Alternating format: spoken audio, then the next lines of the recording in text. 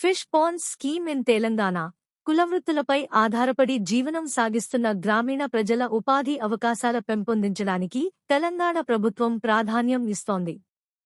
ఉచితంగా చేప పిల్లల పంపిణీ, బీమా పథకాన్ని కూడా అమలు చేస్తోంది. తాజాగా మహాత్మా గాంధీ ఉపాధి హామీ పథకంలో భాగంగా చేప కొలనుల నిర్మాణాలను చేపట్టాలని నిర్ణయించింది. ఇది పక్కాగా అమలైతే మత్స్యకారుల ఉపాధికి భరోసా ఉండనుంది. దీనితో పాటే చేప పిల్లల ఉత్పత్తి, ఉపాధి కూలీలకు పని కల్పించడంతో పాటు చెరువు శిఖం భూముల పరిరక్షణకు సైతం దోహదపడనుంది. 33 చెరువులకు అనుమతి.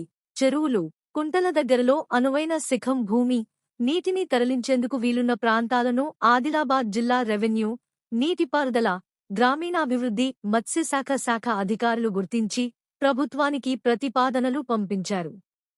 మొదటి విడతలో ప్రభుత్వం నుంచి 33 చేప కొలనుల నిర్మాణానికి అనుమతి లభించింది.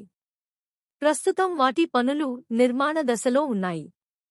ఒక్కోదానికి దాదాపుగా 9,91,000 రూపాయలు వరకు ఖర్చవుతోంది.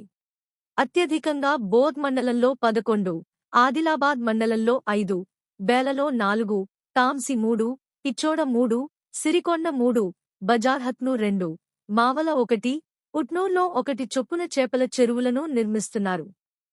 చెరువుల సమీపంలో వీటి నిర్మాణంతో శిఖం భూముల పరిరక్షణ, మత్స్యకారుల ఆర్థికాభివృద్ధి, ఉపాధి కూలీలకు పని కల్పించడంతో పాటు చేపల ఉత్పత్తికి అన్ని అనుకూలతలు ఉన్నాయని అధికారులు భావిస్తున్నారు.